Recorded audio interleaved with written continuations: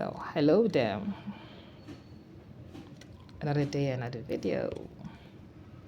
So, you guys have switched off. You're messing with my camera as well. Okay, guys. So, even my camera is being messed up with here. Usually, when I'm recording on camera, I'm supposed to see the shift angle on the camera that I can film from the back of the phone, not from the front. So they have now screwed that up because they don't want me to film the water. Either I just film the water, I just film my face. Anyway, so basically what's happening is that I'm at Paddington Station as I've been for every day now because I have no option here because you make me homeless, you block me access to every hostel here, nobody's going to accept me here. So you made me homeless intentionally, and intentionally you set up that I have to be somewhere at Paddington, have to be somewhere at King Cross, have to be somewhere public station to do anything here in the sink, yeah? You did that intentionally. But yet you go around now making it a big deal that I'm such a thorn on your flesh. Why are you forcing me to drop sleeping? Why are you forcing me to homelessness? Why are you forcing me and blocking me from even going to a hostel? Even if I don't have money, no one even allowed me. And when on the top of my bank card, you block people. You tell the stores that they don't have anything to top up, that their time has run out when we know it's not, or that their credit for the day, top up credit has been filled. Since when? I've never experienced this until you started with bullshit that anywhere I went, no matter how late it was, that their daily credit top up had been reached. Never. So this is a lie again. But here these motherfuckers are, I can't have clean water. Because this is not clean water now, is it? Just look at this here. Yeah? As you can see here in the bottle, you can see now the water is becoming like this because they're putting in substances there, whatever they're putting there. Because these are the stops at Paddington Station here. These toilet stops who are being employed to stand there behind the scenes, but it's seeing the door. Basically, room next door from here, basically. Just behind the cupboards, there is the room for the stops there. And they are there under the instruction of the white cunts and white flags here and white whatever cut here, giving them the instruction to be around messing with water whenever I come here. And this is not even just this. They even go on polluting newspapers. They go around polluting newspapers. I just picked up a metro that was intentionally left there, polluted with whatever powder here that's supposed to poison me or whatever going on. I couldn't give a damn because I'm protected. That's not enough because I didn't die after all, yeah? So now you have to go around fucking up with water. You can just see it, the boiling. You can see the kind of like boiling, the kind of acidic view to this water. It's not clean water. And I did not come here, public space where everything's supposed to be public and free, to get myself polluted with things, to have mayhem done to me like these people are up to 24/7. That's not why I'm here. So we have time for each other because you're the one who say that I have no option, don't have time for you. Yes, you're the one who say that I have no option, don't have time for your bullshit.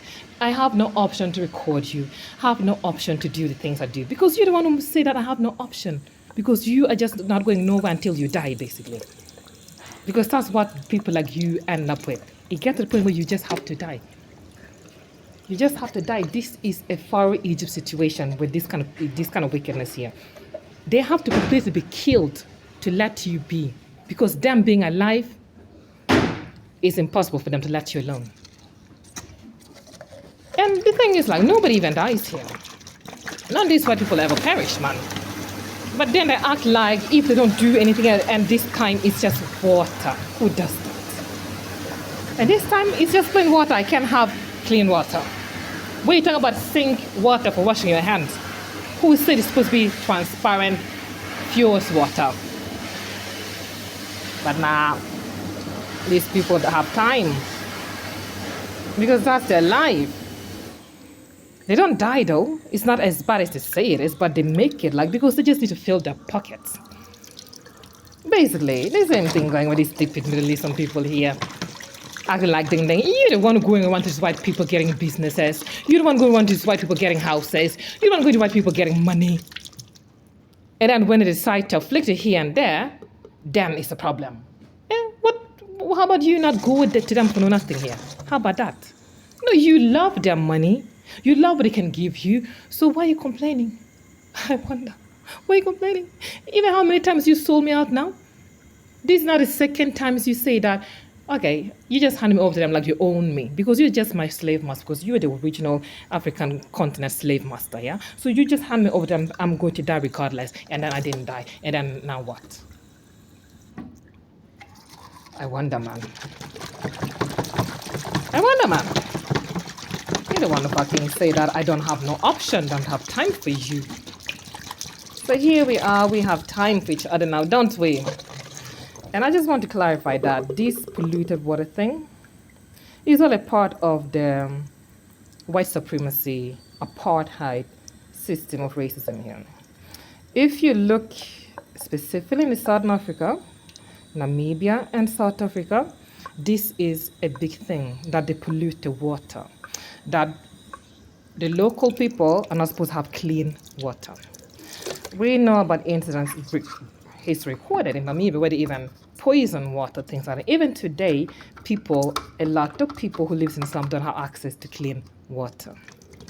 This is by design because it wasn't like this before these white people came and settled there. The same thing you people in USA also talk about, that when these people are on your neck, having unclean water is one of the things they afflict upon you. This is racism, this is white supremacy.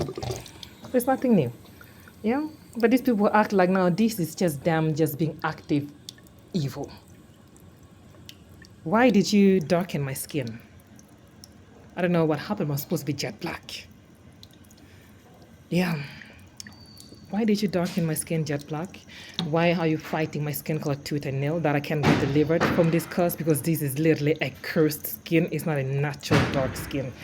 Me and someone from Sudan, we are not on the same boat because that person, that is their natural born skin color. Mine is a curse.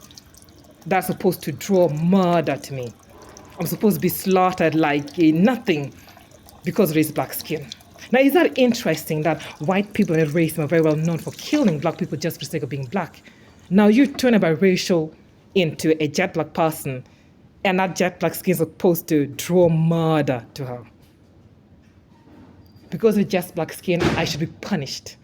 I'm just guilty. I'm just some kind of offender all the time. There's punishment supposed to come my way. That's just how I'm supposed to be treated. I'm supposed to be afflicted. I'm supposed to be tormented. I'm supposed to be abused, disrespected, scorned, hated, despised because of this cursed black skin. Now, on all those things, the way these white people in white supremacy treat black people throughout history in the name of their black skin. Nah, this is not racism, whatever is being done to me here.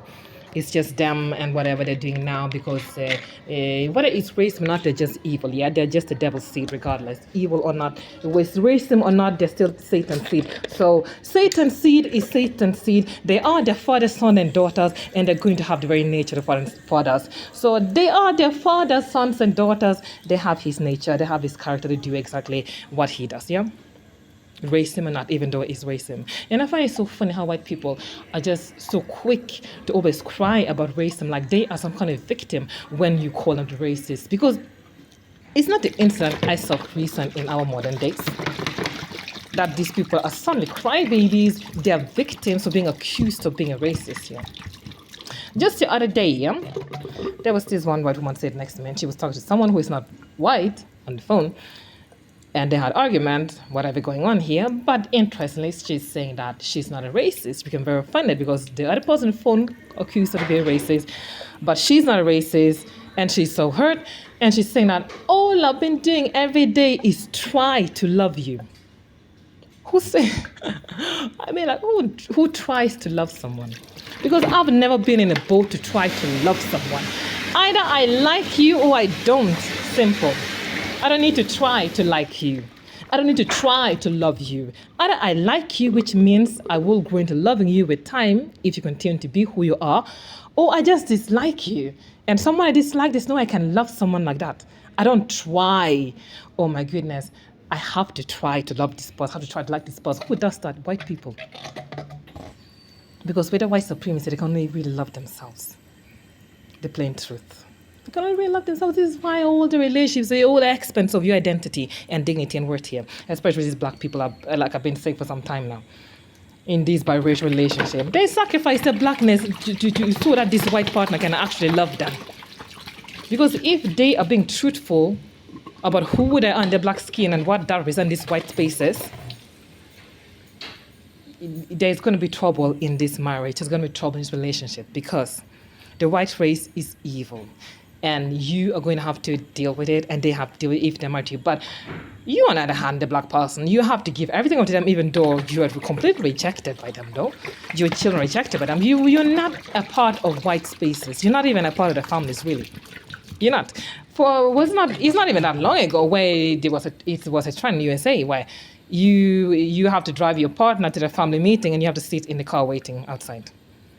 Like, you know what? This is just, it's disgusting, but I find it laughable that the black people who go through this thing, that they think it's okay that this should be done to them. You know what I'm saying? Like, I will not judge them because I don't live in that time. I don't live under the kind of mind control and indoctrination principles they were under. So I'm not going to judge them. But for me, it's like, if I have to drive you from wherever we are to your family house just to sit aside, why am I driving you to begin with? No, why am I even traveling with you, man? I wonder. This is just what my opinion is. Like, why am I even going with you? Just go now. Go on your own. Why do you have to come and just sit outside? Anyway. I'm trying. I have just been trying to love you. Wow. And so funny that person on the phone, she have to justify herself like this to call her to be a racist. Because she is a racist, perhaps. But these people are just victims all the time when you call them out to be a racist.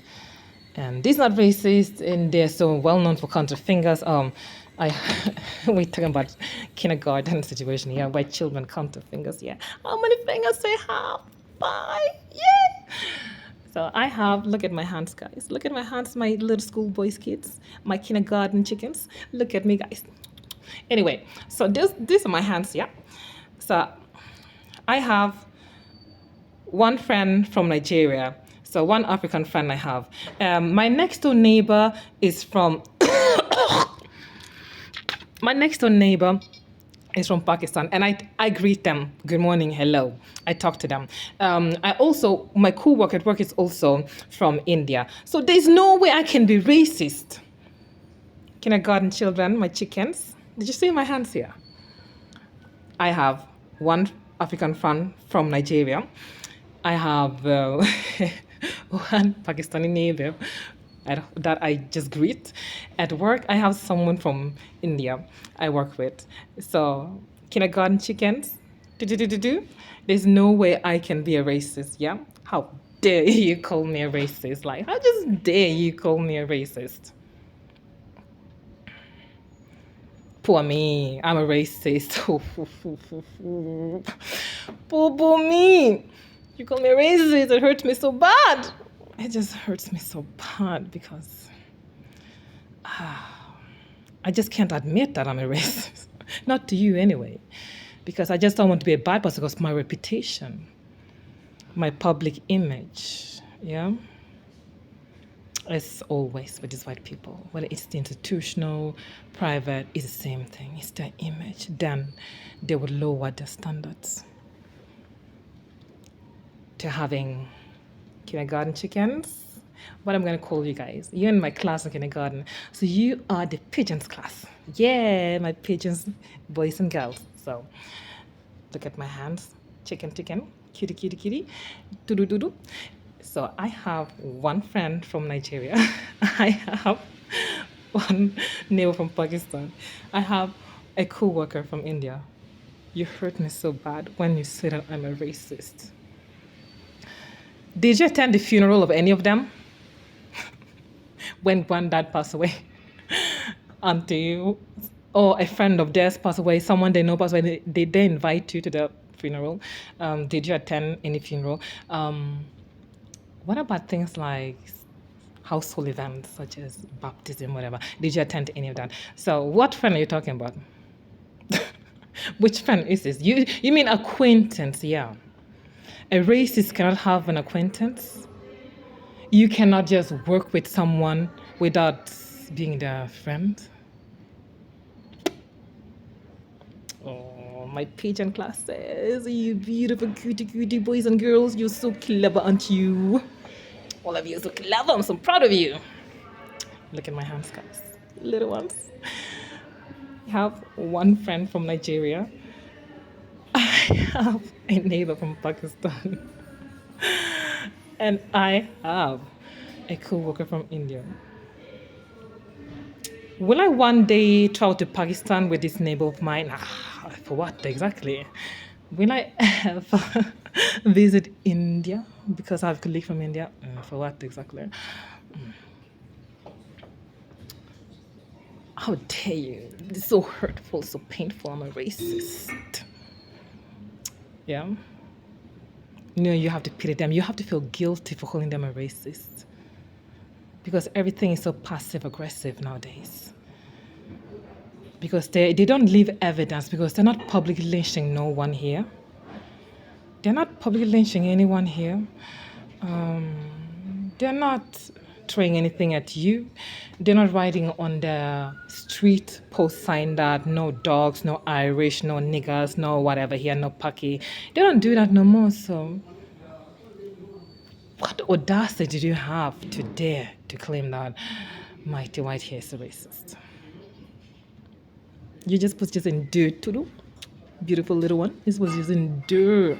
Sound like a good boy and girl. Good chicken, good pigeon. Basically, yeah. Aye. Instead of fighting me over water, I cannot have clean water, man. Water.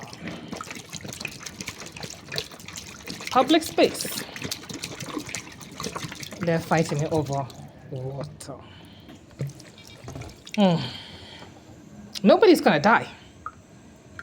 Nobody's gonna die. Nothing's gonna happen. They all have roofs over their heads. They all had food to eat. They cook their meal. They have clothes to wear. They have boyfriend. They have family. They have everything they need. But they act as if making it impossible for me to live at all, that is a threat to their own existence. It's clearly not. So who are you bullshitting here? But yeah, that's basically it for you guys.